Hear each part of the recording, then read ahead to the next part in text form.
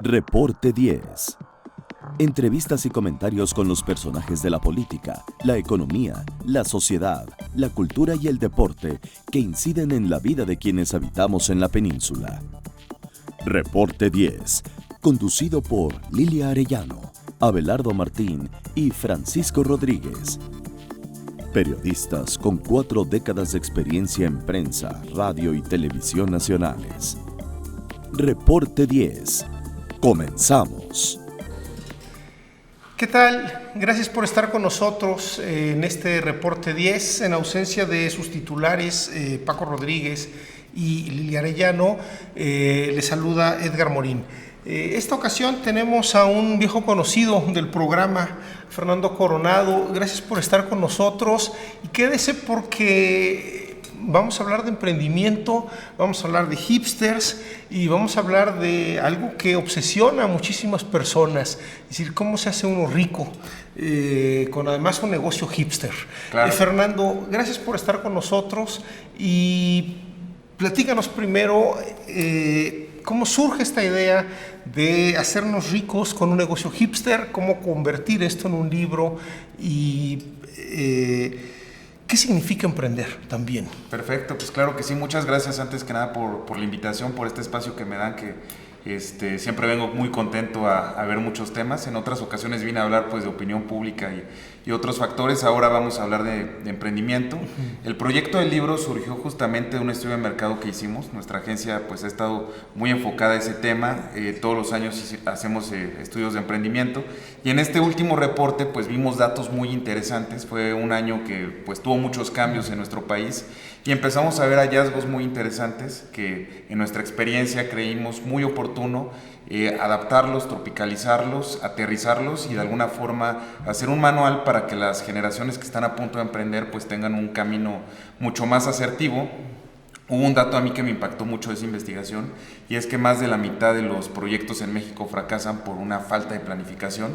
Dijimos, bueno, este es como el punto de partida para hacer algo mucho más agresivo, más interesante y que pueda tener un impacto en nuestra sociedad.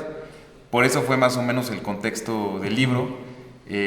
Ahora que me preguntabas de por qué hipster, pues más que nada es una ironía, porque nos dimos cuenta en otro dato muy interesante de que los proyectos que son sustentables y que apasionaban al mismo emprendedor tenían una posibilidad de éxito mucho más una posibilidad de fracaso mucho más reducida y de éxito muchísimo más amplia.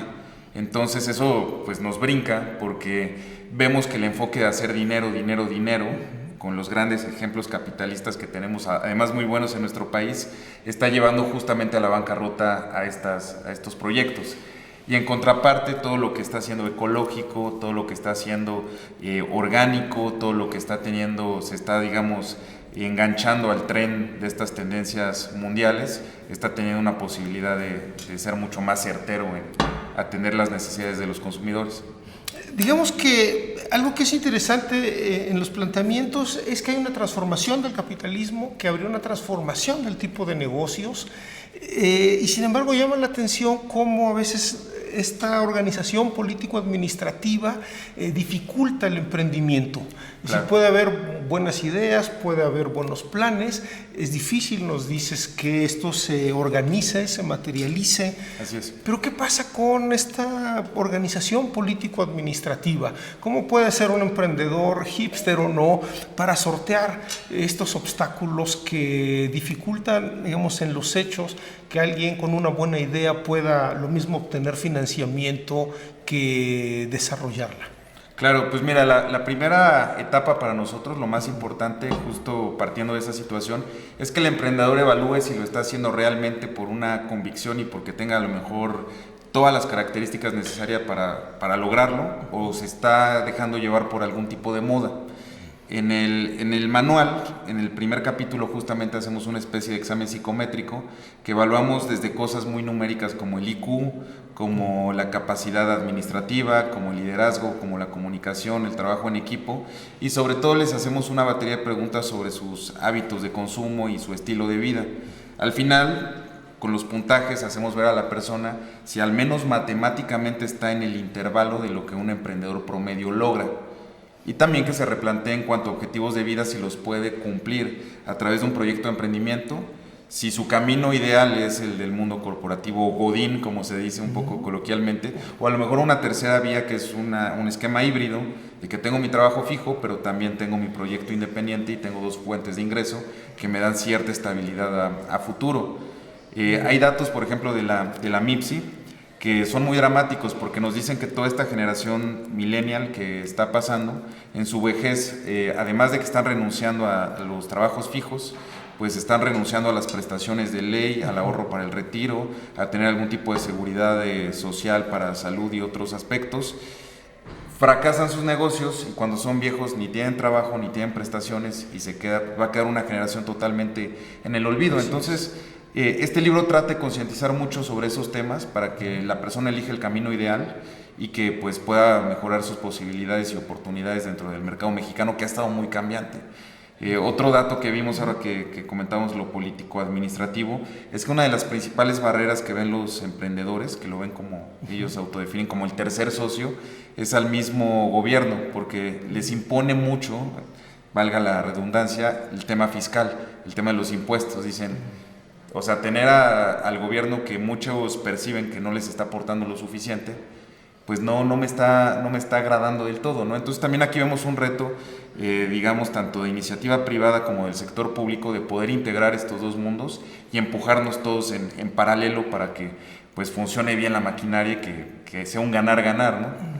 En estos estudios que ustedes hacen en la agencia y que son parte importante de la base también de este libro electrónico, que ahora vamos a hablar también un poco de eso, hay un componente, me parece que importante. Hablas del futuro y los jóvenes en un momento en que, como también dices, el futuro parece desaparecer de sus horizontes.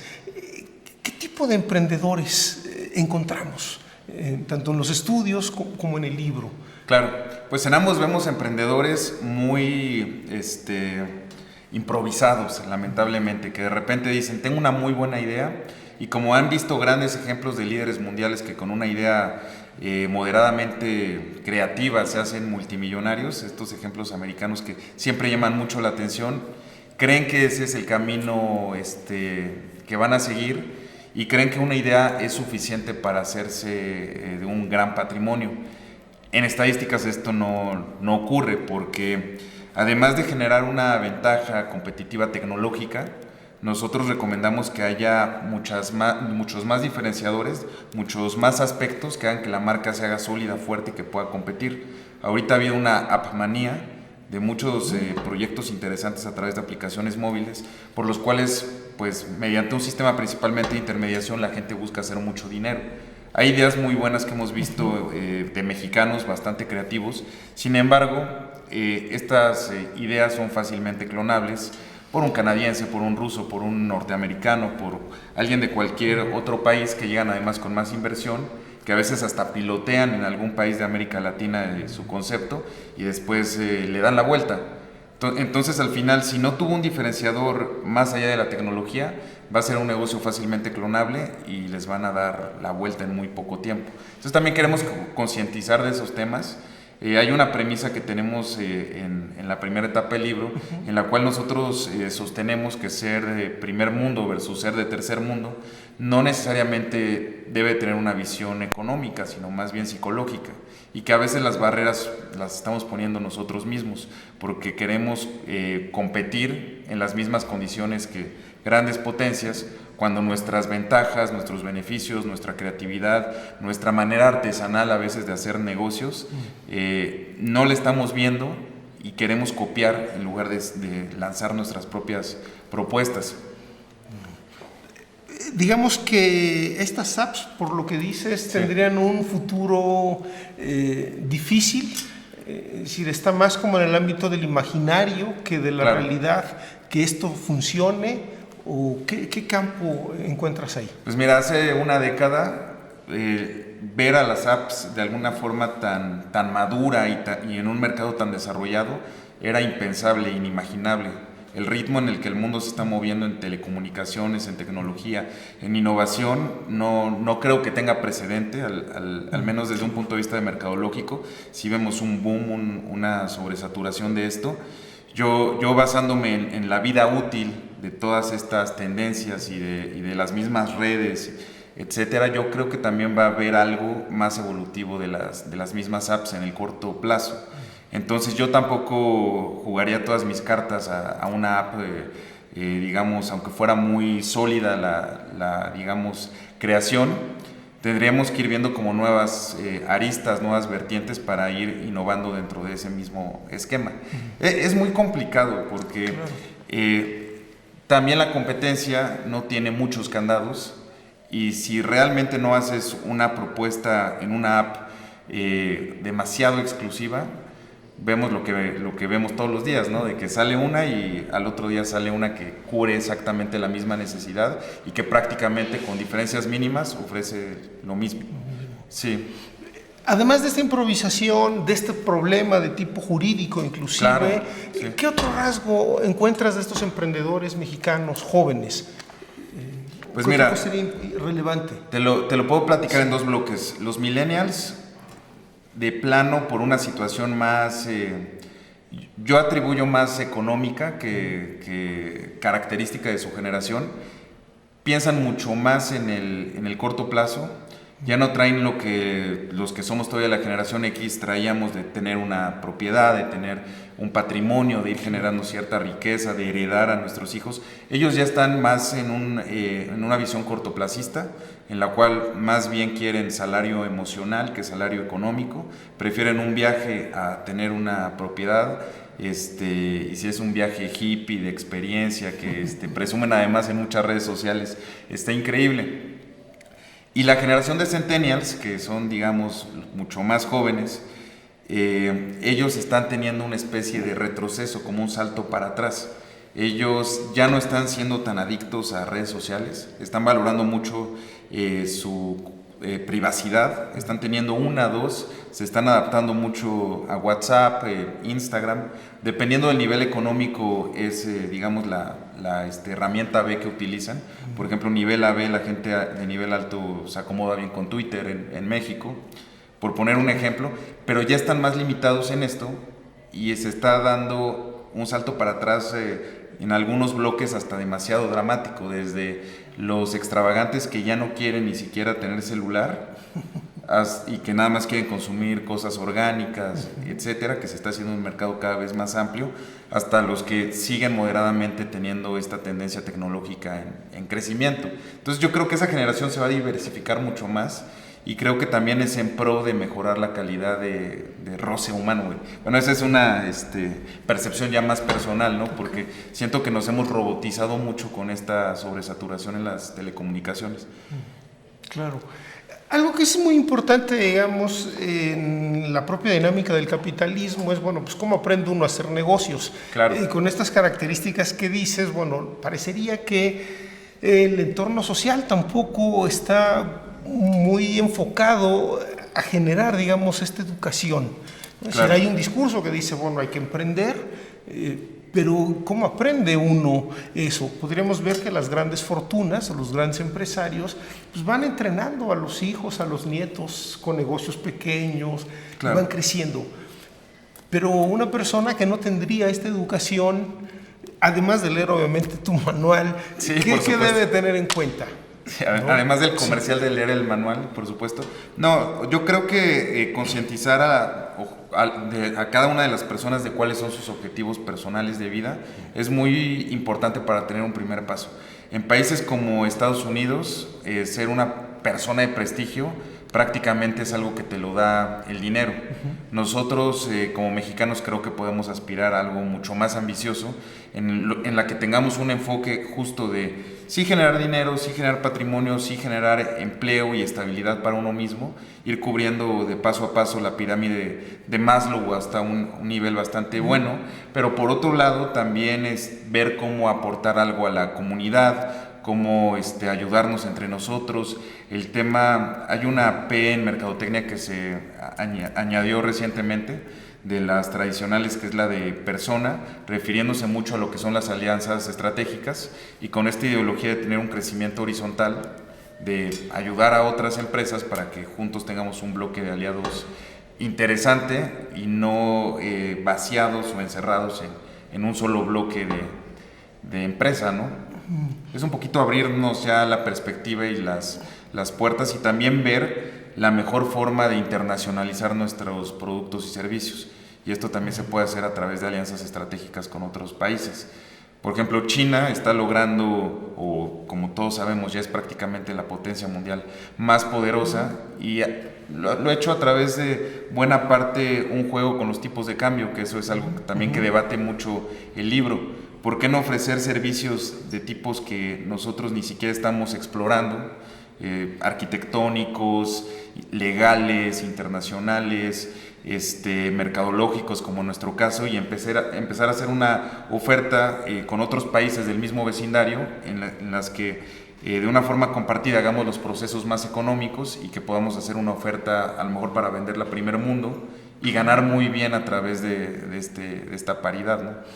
Decía en una entrevista el ahora más poderoso Alfonso Romo, sí, este empresario, claro, o empresario político ahora, que él hablaba de que en México la mayoría de las grandes empresas le llamaban empresas del pasado. Es decir, empresas que surgen a finales del siglo XIX, principios del XX, que en ese momento eran como muy innovadoras, claro, y terminan siendo conservadoras. Además, habría que tomar en cuenta, digamos, esta manera como muy mexicana del propio capitalismo, de cuates, de claro, amigos. ¿Cómo puede un emprendedor ir haciendo camino en un entorno, insisto, que no solo tendría estos problemas de organización político-administrativa, sino, de ser cierto lo que plantea Romo, una forma de negocios como muy particular, ¿no? Es decir, algunos negocios con familias de segunda o tercera generación que desarrollaron ciertos servicios que fueron después muy importantes, pero que se han quedado como en eso. Porque él mismo decía, bueno, si lo comparamos con estos rankings de las empresas de Estados Unidos, claro, podemos ver que en los últimos 50 años hay una transformación muy importante de esas empresas. Es decir, hoy en estos rankings pues, están básicamente empresas de tecnología, claro, y que es de pronto un abismo. Y aquí seguimos pues como en el mismo tipo de empresas. Tradicionales, dice él, de muchas generaciones. Sí, no es que sea necesariamente malo, pero planteaba decir como algo muy revelador de una manera de hacer negocios. Claro. Hay una ruptura generacional en esto, hay una posibilidad de entrar, porque si vemos también, pues las grandes fortunas son como casi las mismas, sí, por supuesto, en 100 años, ¿no? Salvo quizá uno o dos empresarios, claro, nuevos que van entrando al club, ¿no? Exactamente. ¿Cómo un joven empresario o un emprendedor, digamos, en pañales, puede ir sorteando esto o puede ir dándose cuenta también de estas complejidades? Claro, está muy interesante lo que comentas, porque justamente coincido en que México pues tiene varias tendencias de hacer los negocios de la misma forma como se han hecho en antaño. Considero que es una sociedad, y eso lo vemos en estudios de mercado de todo tipo, pues demasiado clasista, demasiado de conservar cierto abolengo, hasta elitista en el momento de hacer negocios. Vemos regiones del país que no quieren hacer negocio con gente de otras regiones y quieren compartir entre el mismo bloque de amigos ese intercambio comercial, y no abrirse más, ya deja hacia otros países, sino fuera de sus mismas localidades y de sus mismos grupos ya consolidados. Yo creo que es muy importante que empiece a haber una visión mucho más disruptiva, que creo que ya empieza a verse. De repente vemos tanto en productos y servicios que las empresas están peleando por una marca comercial muy fuerte de agua, ¿no? Por poner un ejemplo, porque sea su cliente. Y a veces no están viendo más a profundidad la fotografía y decir, bueno, esta compañía de agua, ¿quién le fabrica? ¿Quién le hace las estampas? quién le da los canales de distribución, cómo está, digamos, toda la cadena de valor sobre esos productos y servicios, y por qué me estoy peleando por lo que ya está a lo mejor apadrinado o regalado cuando hay muchas áreas de negocio que no se están viendo. Siento que pasó un poco con la televisión, de que hubo una pelea muy brutal entre empresarios por quién tiene más televisión, cuando no están viendo que ya está migrando a nivel mundial eso a otro tipo de tecnologías, que de repente se están peleando por cómo distribuir ciertos medios de comunicación cuando ya la comunicación se está convirtiendo de otra forma, y además más abierta y más accesible para otras personas. Entonces yo creo que es un poquito esa visión de tratar de ampliarnos el panorama. Hay una frase que me gusta mucho, justamente emprendimiento, que nos dice que o nos ponemos a llorar o nos ponemos a venderle pañuelos a los que están llorando, porque tenemos muchos altibajos y hay bloques, hay industrias muy cerradas que no nos están dejando meternos, pero tampoco emplear nuestro tiempo, dinero, esfuerzo sobre eso cuando hay más alternativas, ¿no? Y alternativas que pueden darle la vuelta muy bien a las empresas de antaño. Yo creo que está habiendo una distribución ahora con el cambio de gobierno, pues de recursos, de intereses, es una especie de sacudida muy interesante que vemos en los estudios de mercado de cualquier tema, de cómo empiezan a salir nuevos bloques, ideas que se habían quedado olvidadas. Se abrió una caja de Pandora en muchos aspectos que yo espero que, si lo enfocamos bien como país, puede ser algo constructivo.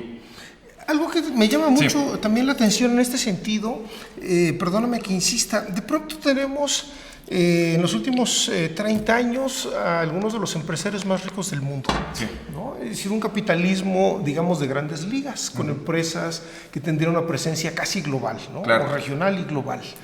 Y sin embargo, cuando volvemos la vista a estos jóvenes emprendedores, parecería que incluso no hay muchas escuelas. Pienso, por ejemplo, pues en la considerada mejor escuela de negocios en México, y cómo de pronto, es muy buena, pero no aparece en los rankings internacionales de escuelas de negocios. La clase empresarial o estos grandes empresarios, estos empresarios de grandes ligas, no han tenido el suficiente interés en promover a estos emprendedores.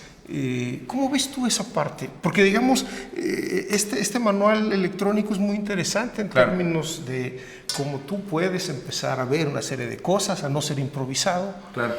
Pero este entorno empresarial, ¿tú crees que esté apostando por generar, digamos, este emprendimiento, o formaría más bien parte como de un discurso de que, ser emprendedor es buena onda, pero pues el mercado ya lo tenemos unos cuantos y no hay cabida como para muchos más? ¿Qué pasa con esto? Yo creo que sí hay cabida para muchísima más gente. Hay muchas dimensiones en las que uno puede ser emprendedor y puede tener sus propios proyectos. Estamos en una época en la que tampoco se necesita una gran inversión, o sea, un chavito de 12 años ya puede ser emprendedor e incluso en poco tiempo empresario, teniendo un buen celular y un internet de alta velocidad sin ningún problema. Se puede hacer youtuber, puede hacer algún tipo de negocio interesante, y eso ha abierto mucho las posibilidades a todos los bolsillos y a todos los niveles económicos. Si bien es cierto que se ha conservado esta cerrazón y este elitismo en nuestro país, yo creo que estamos en un momento en el que hay muchísimas oportunidades para ir progresando en ese sentido, ¿no? Entonces este libro en parte es una buena invitación a ir sobre eso. Nosotros, por ejemplo, como agencia, pues nos enfocamos los primeros años en proyectos con pequeñas y medianas empresas. Vimos pues las estadísticas de nuestro país, que prácticamente 98% de las empresas son pequeñas o muy pequeñas, y nadie las estaba atendiendo. Todos están peleando el bloque de 1%, 2%. Dijimos, ¿y quién le vende a todos los demás? Ahora, en estos momentos vemos también otro bloque de gente que también quiere emprender, pero que no le va a alcanzar para hacer una investigación en forma. Y por eso salió en parte la idea de hacer este libro, porque es un manual con requerimientos básicos, con ideas, con investigación bastante profunda, que ayuda justamente a la gente a tener una orientación, y además con beneficios que les pueden ayudar a que sus negocios no sean improvisados, a que no se avienten como el borras, a abrir y pasársela en el ensayo y error, que a la larga eso frustra más. En México, en promedio, para llegar a un negocio exitoso, se están pasando por 2 quebrados. Y ese es parte del proceso de aprendizaje que muchas veces un emprendedor, teniéndolo en mente, va a tener otro tipo de planificación, ¿no? Diciendo, bueno, estoy ahorita como en un periodo rudo, a lo mejor veo en estadísticas que el retorno de inversión en productos puede ser muy corto, pero en servicios de 6 meses, 8 meses, y ya mentalizado en esos tiempos, pues yo puedo ser más paciente. Hay gente que abre el negocio y dice, bueno, no tengo clientes, ya pasaron 2 semanas, 3 semanas, se desesperan muy rápido porque no lo tienen bien planificado justamente. Cuando tú tienes toda esa información, ya te da certidumbre y dices, bueno, así va a ser el principio, hay que tomar medidas y en lugar de vivir con preocupación, vivir con ocupación sobre las cosas que me van a lograr dar ese éxito en mi nuevo proyecto, ¿no? Pues como podemos ver, el asunto de la globalización está transformando sustancialmente la manera de hacer negocios. Pero ahora que regresemos de una pausa, vamos a ver, bueno, ¿y cómo se va haciendo esta investigación en forma? Y algo que mencionas que es fundamental, es decir, las pymes que sostienen buena parte de la economía han estado pues, desatendidas, y ahí habría un campo muy grande, sobre todo en tiempos de globalización. Exactamente. Regresamos con ustedes, no se vayan, vamos a una pausa. En un momento regresamos a Reporte 10.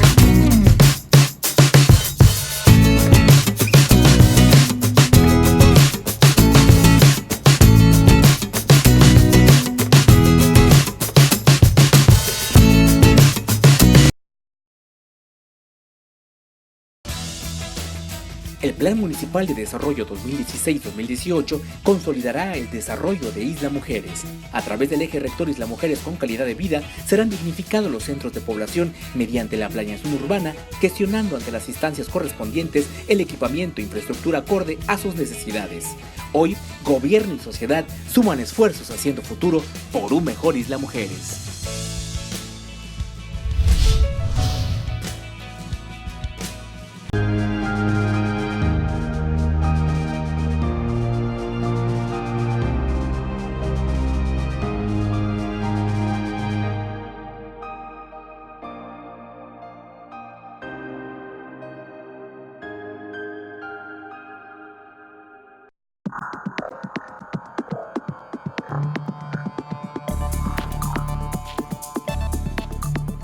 Pues gracias por seguir con nosotros y hablamos de cómo esta globalización ha estado transformando sustancialmente los modos de hacer negocio. Claro. El título del libro, que es bastante sugestivo, Hazte rico con tu negocio hipster, me recuerda un poco a estos profesores de una escuela de negocios sueca que plantearon hace ya casi como una década un libro bastante sugestivo también, que nos hablaba de negocios funky. Los funky, los hipsters, claro, son un nuevo mercado muy importante, creciente además, pero nos revela también cómo esta manera de hacer negocios se ha transformado sustancialmente. Háblanos un poco de cómo poder aprovechar estas nuevas tecnologías. Nos hablabas de un joven con un celular puede volverse un influencer y el influencer gana más o desplaza de pronto a los periodistas tradicionales. Pero después, de pronto veríamos que algunos jóvenes sueñan con ser influencers sin mover un dedo o reproduciendo los modelos de la vieja televisión. ¿Qué pasa con estas tecnologías, esta globalización y cómo están construyendo o contribuyendo, a una reconfiguración de los propios emprendedores? Sí, por supuesto. La verdad es que, como platicamos al principio, hay mucha ironía en lo que estamos planteando con el libro, porque un hipster por generalizarlo, ¿no? Es una persona que puede ser de izquierda, progresista, que tiene mucho gusto por lo orgánico, que no le gustan las marcas capitalistas muy globales, al contrario está buscando usar ropa de segunda mano y adaptarse a esta nueva tendencia mundial de tener más conciencia. A nivel marcas internacionales ya vieron esta tendencia. La principal marca, no quiero decir marcas, pero la principal refresquera del mundo ya está migrando toda su producción a un sistema totalmente ecológico, ya lo está anunciando y tiene una planificación de menos de 5 años ya para que toda su operación sea sustentable. Y pues bueno, esa es una oportunidad muy grande para los pequeños negocios porque pueden tener este tipo de características en sus manos prácticamente inmediato y puede ser la fortaleza justamente que los posicione y que debilite al corporativo grande que no está, digamos, cumpliendo con estos lineamientos. Hay muchas industrias que en esta transición se durmieron, por ejemplo la de los popotes, que no se dieron cuenta de cómo venía la tendencia mundial y lo deteriorado que se ha estado el mundo en general. Y pues bueno, fue una cacería de brujas en unos cuantos meses y muchas empresas quebraron por no darse cuenta, no concientizarse de todo esto. Entonces yo creo que el libro avienta una reflexión muy, muy buena sobre cómo migrar tu negocio a estos nuevos esquemas. Ha habido muchas tiendas físicas que ya están moviendo toda su operación a online, pero también ha habido algunos casos de online que dicen prefiero física o prefiero ser un poco de ambas o prefiero tener una estrategia de corto plazo con tienda pequeña pero todo online. Y para allá va la tendencia. Todo lo que nos está como sociedad optimizando tiempos tiene una factibilidad de éxito más grande como negocio, y sobre todo en grandes ciudades como Ciudad de México. Entonces, si uno se plantea, mi proyecto de negocio mejora la vida de las otras personas, mi proyecto de negocio le reduce tiempos en su rutina, seguramente va a tener una factibilidad bastante interesante para el futuro. Entonces, son lineamientos bastante interesantes. Yo nuevamente no recomendaría que basaran su estrategia en la tecnología, porque es lo más inestable y cambiante del mundo. Y tiene que ser muy evolutiva para engancharse en eso, ¿no? O sea, no estoy diciendo que no tenga tecnología, lo que estoy diciendo es que se sumen más herramientas alrededor para no depender de una sola cosa. Algo, digamos, que sería quizá la gran dependencia, pues es el financiamiento. Claro. Y en esto también pues hay una transformación muy importante. ¿Qué pasa con este financiamiento que a veces en algunos países es una política pública muy clara y en otros países parece que es más una ocurrencia o un mérito individual? ¿Qué tendría que hacer un emprendedor o un joven emprendedor mexicano para pues obtener un financiamiento? Es un tema muy complicado. De hecho, esos son de los temas que más nos cuesta como plantear o replantear, porque hay proyectos de verdad muy interesantes que se tienen que llevar a cabo primero en el extranjero que aquí, porque somos malinchistas también en el ambiente empresarial y de repente nos da más confianza un proyecto de negocio de un extranjero que de un mismo mexicano que sea muy bueno. Entonces, yo lo que aquí más bien, más que recomendar, pediría a los empresarios de 5 estrellas, por decirlo de alguna forma, que se abran mucho más a las oportunidades que están teniendo en el país con las nuevas generaciones, porque traen un lenguaje tecnológico demasiado evolucionado, demasiado bueno, y una visión y panorama del mundo más amplio. A mí me aterraría, por ejemplo, tener una idea millonaria en estos momentos, con un camino bastante factible y directo hacia un negocio exitoso y que por falta de financiamiento no llegara a ese punto. Yo les recomiendo, claro, registrar todo, documentar todo. Por ahí platicaba con un abogado que estaba justamente asesorando algunos proyectos de clientes nuestros de emprendimiento bastante atractivos que no tenían en ese momento dinero para registrarlos como suyos, ¿no? Entonces el abogado les recomendaba meterlos en un sobre cerrado, en correo postal mexicano, mandarlos a una dirección de ellos mismos para que quedara documentado con sello oficial que ya la idea estaba en tal fecha, tal hora, y aunque fuera como un espejo, tener ese blindaje. Recomiendo yo esa precaución en todos estos desarrollos de negocios, pero también abrirse a más alternativas. Muchas veces Incluso se puede hacer en páginas de internet un proyecto de negocio, así como se hacen aportaciones para fundaciones y empezar a invitar a accionistas. Entonces, siempre hay como que buscar caminos alternos y no cerrarnos en que va a llegar un inversionista multimillonario estilo Carlos Slim y nos va a decir, órale, somos socios tú y yo y vamos a empujar tu marca. Pues no. Digamos que eso no pasaría. Pues no, las probabilidades indican que no.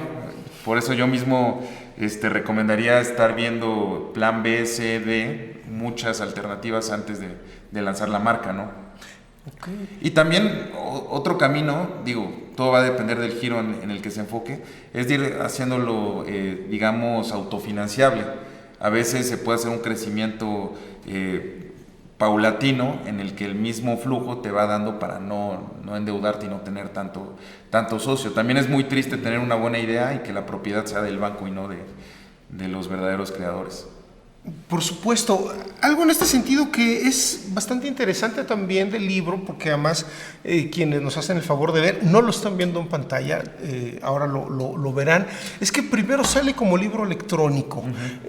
Cuéntanos un poco por qué primero como libro electrónico, dónde se puede descargar este procedimiento y luego cómo esto se va a transformar en un libro físico. Claro. Porque digamos, no solo es una cuestión, o más bien es una cuestión de una estrategia, que también es bastante interesante que nos cuentes. Sí, yo creo que lo primero que teníamos que hacer es predicar con el ejemplo. Y todas las recomendaciones y todos los lineamientos para ser un emprendedor exitoso lo queríamos aplicar a la perfección en el mismo libro. El tema de hacer un negocio hipster, justamente, ¿qué más hipster que ser ecológico? Decidimos en esta primera fase hacer un prelanzamiento, digamos, con el libro en el electrónico, justamente. La mitad de las utilidades destinarlas a una fundación que es Alimentos para Todos, que ahí se está yendo. Y a partir de enero se va a comercializar en físico, pero con materiales totalmente ecológicos. El proceso ha sido un poco más tardado porque hemos tenido que ver costos-beneficios versus diferentes materiales y poder optimizar costos y que siga siendo un precio competitivo. Y pues bueno, en redes sociales estamos en Facebook como Hazte Rico con tu negocio hipster, está un poquito largo, lleva mayúscula cada una de las letras. Desde ahí pueden linkear a la página donde hacen la compra por PayPal o hacerla directamente por transferencia donde se indica en la página de Facebook, y en Instagram es hashtag Hazte Rico con tu negocio hipster con minúsculas y de igual forma, ¿no? Te lleva a la página.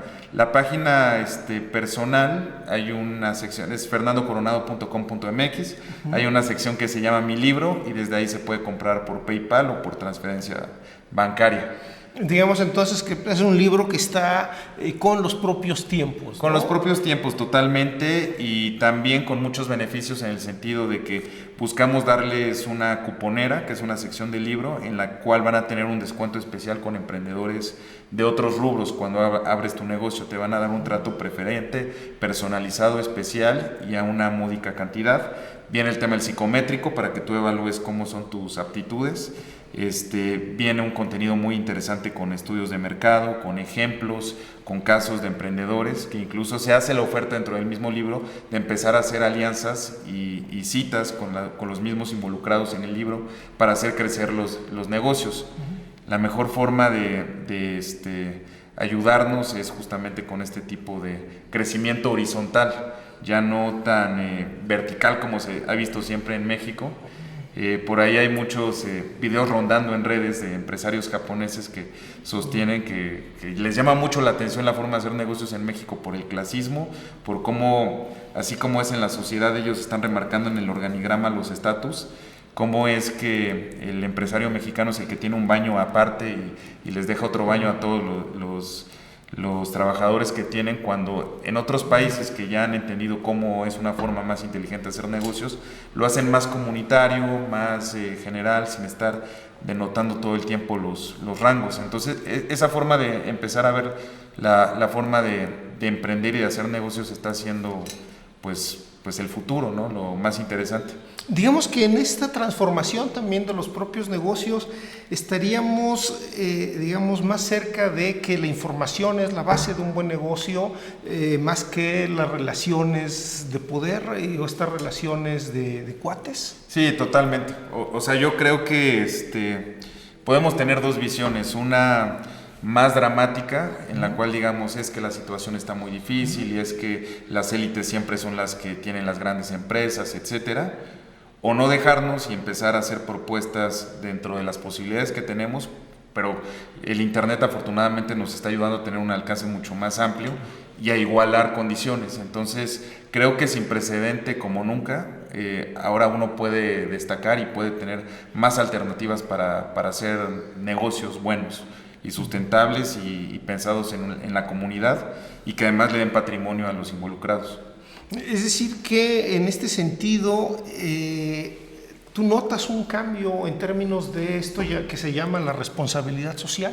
Es decir, ahora los jóvenes emprendedores, digamos, utilizan esto menos como un discurso y más como ya algo incorporado. Es decir, porque hay críticas, digamos, muy fuertes en ese sentido de la responsabilidad social, que parecería casi un eslogan. Pienso en las compañías petroleras, por ejemplo, pero digamos habría incluso compañías, no sé, pienso en los helados, estos Ben & Jerry, pues que son de hippies, y esto estaría traducido incluso en esta responsabilidad. ¿Sí habría este cambio? Yo creo que está muy entremezclado porque tanto empresas como sociedad, muchos tienen esta conciencia por moda y muchos porque realmente así lo sienten. Entonces yo creo que hay esas dos visiones.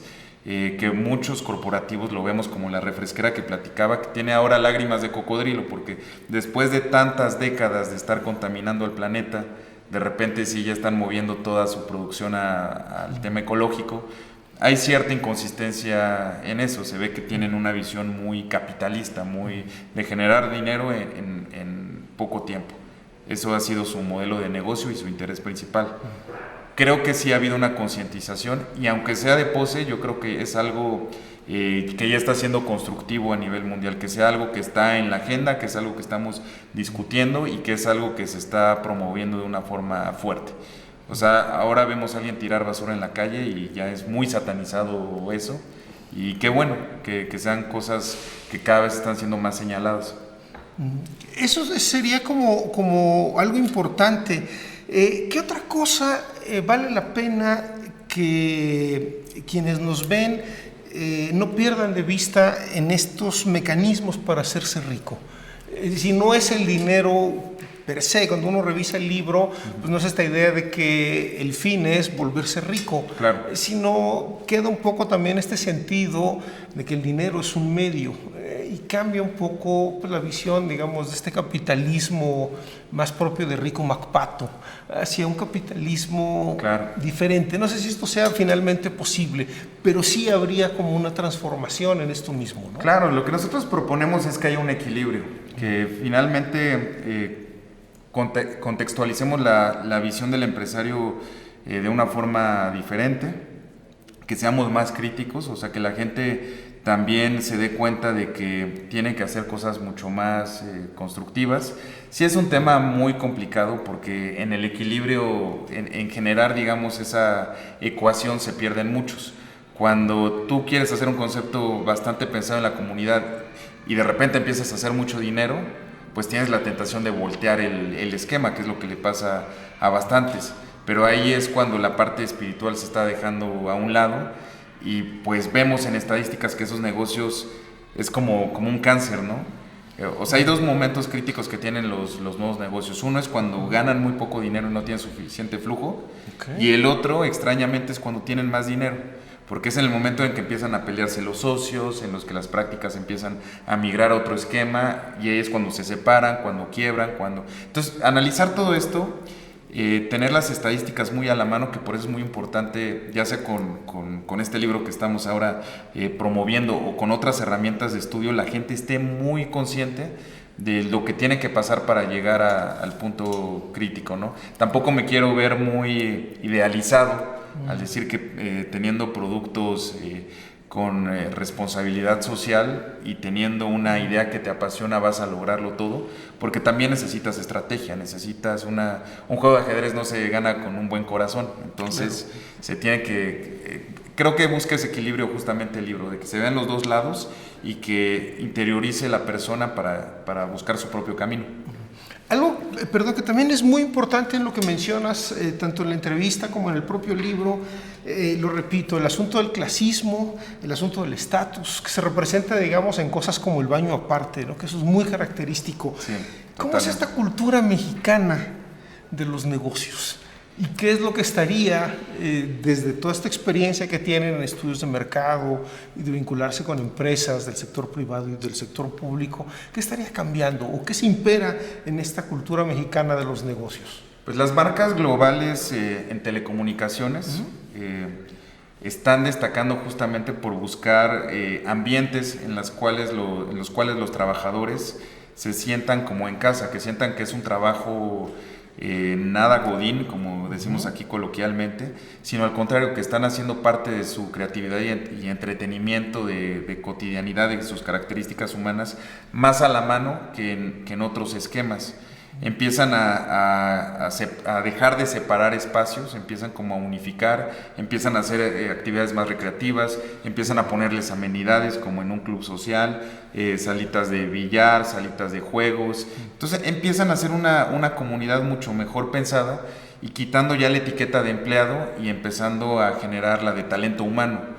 Entonces, esas empresas están teniendo personal más involucrado, más comprometido, que se fuga menos, que está como más estable y que además les está aportando más porque también siente que es un negocio de ambos, tanto de la persona como de la empresa estar generando. Y aquí al revés, a veces pensando que le aprietas más la soga a la persona, crees que te va a dar mejor rendimiento. Y tristemente México es el país número 1 en horas extra que se trabaja a nivel mundial. Somos los más estresados también, por eso salió todo este tema de la NOM 35. Y entonces pues tenemos una situación, más allá de los lineamientos que ahora pone la Secretaría de Trabajo, estamos en una situación muy crítica de condiciones laborales en nuestro país en general. Entonces creo que por eso también es tan tentador estar emprendiendo y estar de alguna forma emancipándose de lo pesado que es ser trabajador en México. Esa es una realidad triste. Y que además, bueno, curiosamente uno tendría que trabajar muchísimo más, o se trabaja muchísimo más cuando uno opta por este camino. Claro. Aunque las satisfacciones obviamente también son diferentes y muy relevantes. Desafortunadamente el tiempo se nos va acabando, claro. Pero nos gustaría que nos pudieras, digamos, hacer una breve síntesis de por qué un joven o por qué un emprendedor de cualquier edad necesita, más que ir a una escuela de negocios o además claro. de ir a una escuela de negocios, leer este libro. Claro. ¿Por qué es importante Yo creo que emprender sin estar preparado es exactamente lo mismo que llegar al examen final sin haber abierto el libro y estar improvisando y vas a reprobar seguramente el primer examen y el segundo y el tercero, y todo ese desgaste, tanto en lo anímico como en lo económico, te va a matar, ¿no? O sea, hablándole, digamos, a un joven. Entonces yo creo que, volviendo al tema justamente de planificar, de estudiar, de investigar, es muy importante tener ese sustento para tener un negocio bueno, exitoso, y no perdernos en el camino, tener un poco más como también lo dije antes, de razón que de corazón, y empezar a voltear las estadísticas, que es una alerta grandísima en México. Vemos los datos de INEGI, cómo están quiebre y quiebre los negocios, y es dinero tirado a la basura de los dos lados, tanto del emprendedor que fracasa, como el financiamiento que le dio el gobierno, que también se quedó en la nada, porque ni generó trabajos en el largo plazo, y empieza a ser puro vapor de agua, ¿no? Entonces, por lo mismo creo que es muy importante, no necesariamente con mi libro, digo, yo hice una guía en base a la experiencia que hemos tenido en estos 10 años con empresas de todos los tamaños y con muchos proyectos de emprendimiento, pero sí instruirse y capacitarse y hacerlo de esa forma asertivamente, ¿no? Pues no nos queda más que agradecerle a Fernando que haya estado con nosotros. Busquen Hazte Rico con tu negocio hipster, que lo pueden encontrar en esta primera fase en electrónico en la página. Hazte Rico con tu negocio hipster en Facebook y hashtag Hazte Rico con tu negocio hipster en Instagram, tal cual. Y en mi página personal, fernandocoronado.com.mx, mi libro, ahí lo encuentran. Vale mucho la pena para entender, digamos, estas transformaciones que el mundo de los negocios también tienen y, como dicen algunos, aprovechar que las crisis también son, sobre todo, una oportunidad. Exacto. Fernando, muchas gracias por estar con nosotros. Al contrario, un placer. Gracias y gracias por estar ustedes también con nosotros y hasta la próxima. Ahora tiene usted a la mano más herramientas informativas para que emita su propia opinión. Comuníquese con nosotros, aporte sus comentarios y sugerencias a los correos y redes sociales que aparecen en su pantalla. Mientras, le invitamos a sintonizar Reporte 10 la próxima semana, a la misma hora, por esta señal que siempre va contigo.